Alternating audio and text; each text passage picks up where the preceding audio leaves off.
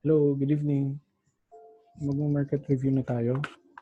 So, una, tingnan muna natin yung WagForex Scorecard. As of 10 p.m., check natin yung mga malalakas or yung may bias.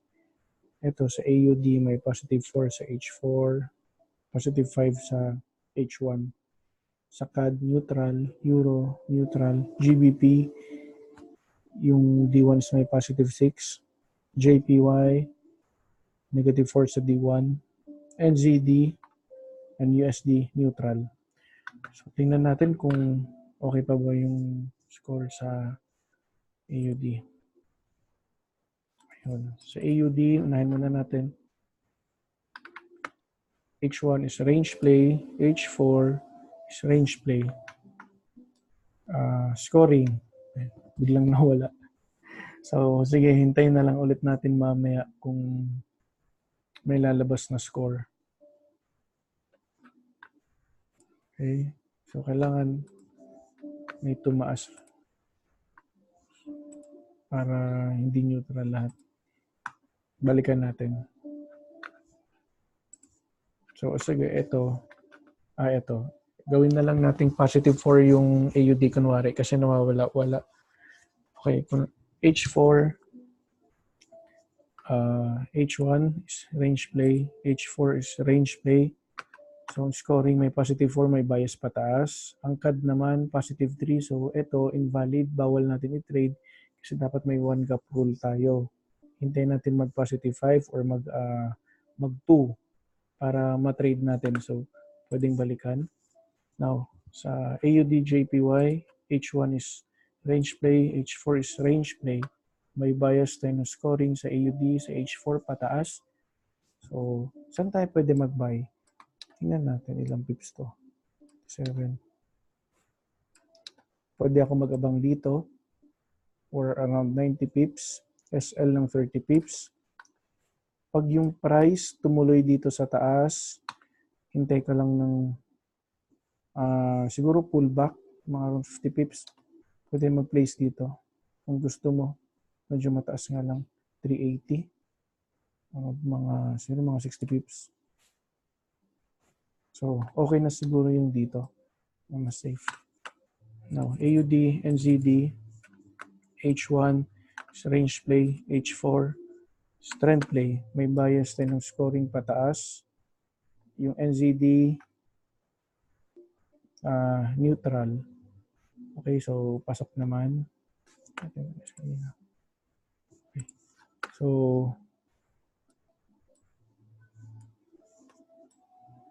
magbabay tayo. Ilang pips. Pwede tayo dito mag-buy for TP 90 pips, SL lang 30 pips.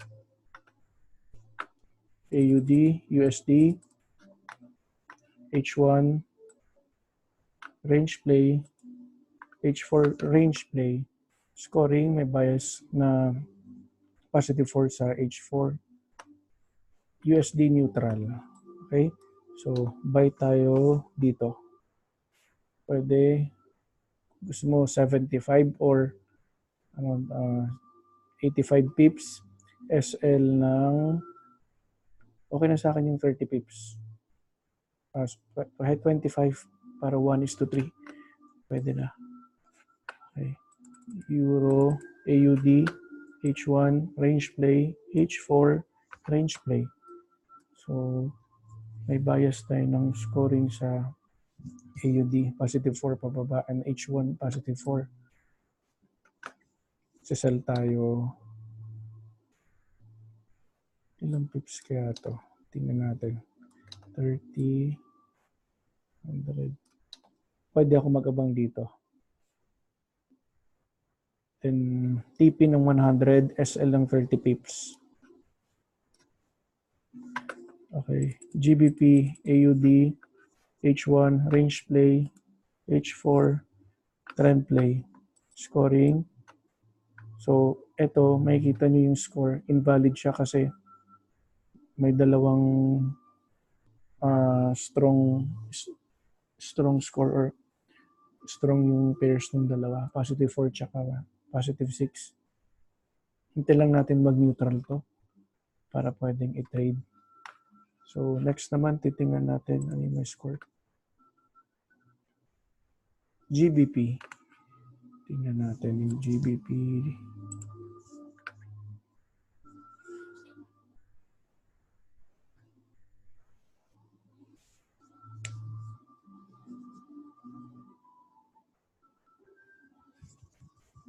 Okay, GBP.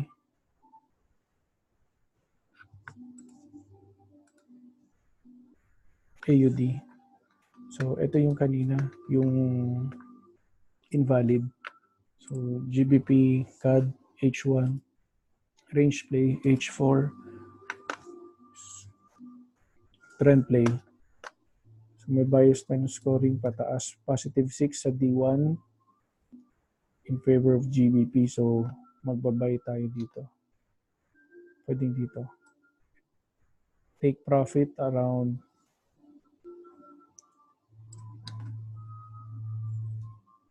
okay. Pwede ka, kung dito, pasok sa panlasa mo, tingnan natin. Ilang ano to.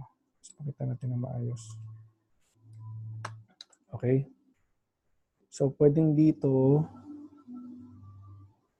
hanggang 83. Dito sa line, 84. 25 pips. Okay, pwede rin dito. Abot ng 120. 30 pips. 1:4.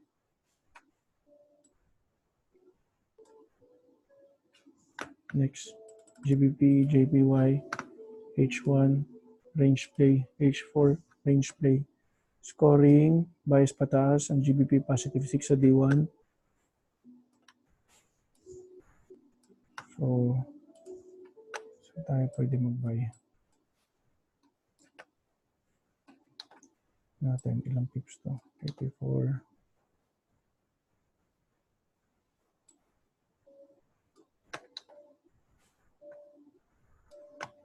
Pwedeng dito.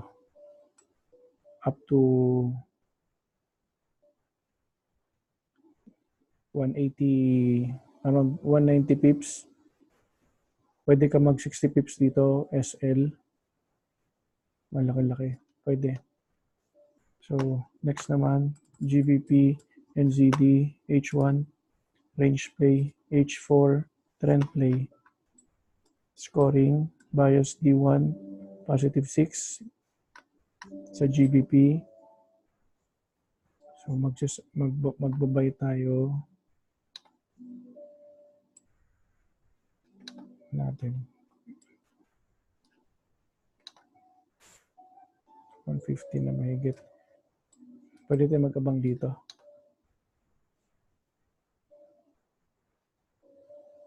Abang tayo dito. Tapos, 200 pips, SL ng kahit 50 pips, 1:4.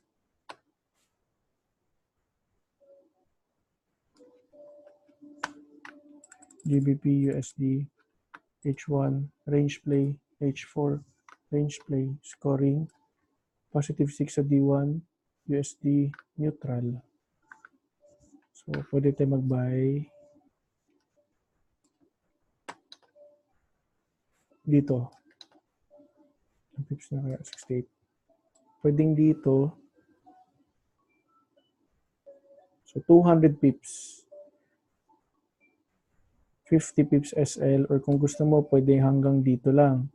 Pwede ka mag 75 pips, tapos 25 pips na SL. EURGBP, H1 range play, H4 trend play. So, mataas yung score dito sa D1 sa favor ng GBP. Euro naman is neutral. Na yung scoring. Scoring, pwedeng dito. Sell tayo dito. Good for around 100 pips. SL ng 30 to 35 pips.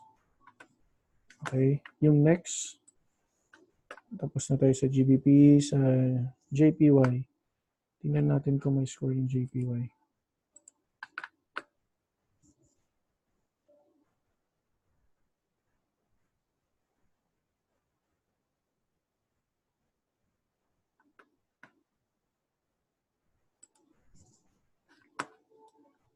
Okay, naka-neutral na yung JPY.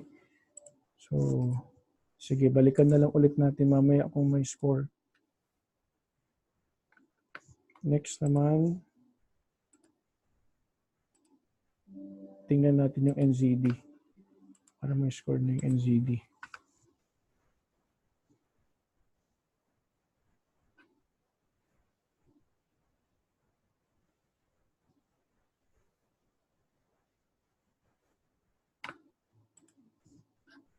Ayan.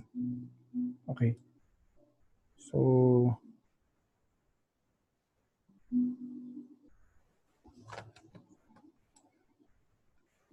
tapos na to. AUD, NZD, tapos na to kanina.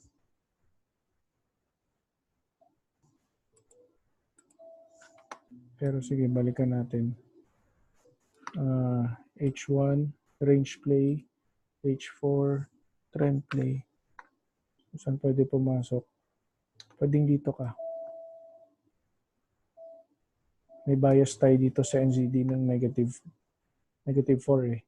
So, pwedeng dito ka pumasok. Around 90 pips. SL ka ng 30 pips. NZD CAD. H1. Range play. H4 trend play. Scoring. Negative 4. So, pababa. Neutral yung CAD. Pwedeng dito. 50 pips. Dito na lang. Para mas mataas. 75 pips. SL ka ng 25. 1:3. Next, NZD USD. H1. Range play. H4.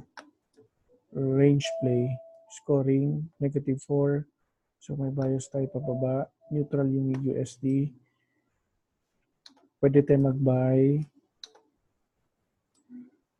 Kaya, dito. Pips. Dito na lang. Pwedeng dito.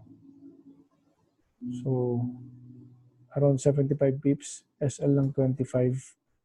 Pag tumuloy naman yung price dito, let's say around 50 pips, pwedeng dito tayo mag-buy.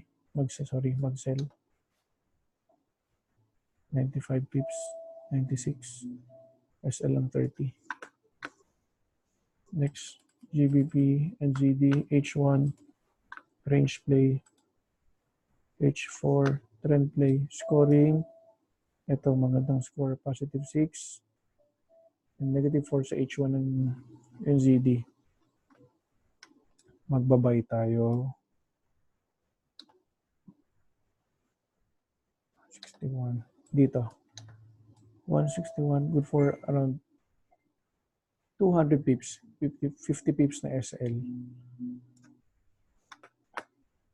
NZD, JPY, H1, trend play, H4, range play, scoring. So, invalid yung score kasi dapat may one gap rule tayo. It's either mag-negative 5 pa to or mag-2. Hintayin na lang natin, balikan natin mamaya. Euro NZD, H1,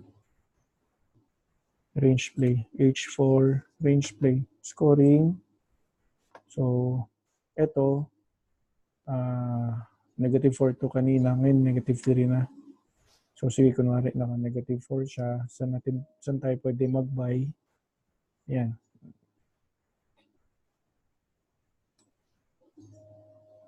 Ito, yan, okay na. May score na tayo. Pwedeng dito, check natin, 98 pips. Okay, dito. 98.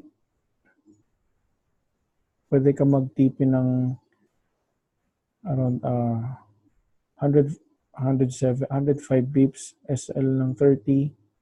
Kaya kung gusto mo dito, mas mataas yung RR dito. Ito, 250 SL. Next, tingnan natin yung USD kung may score na.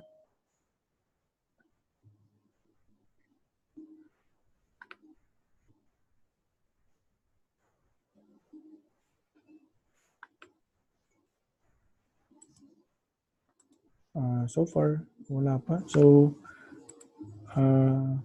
yun lang muna. Thank you and good night.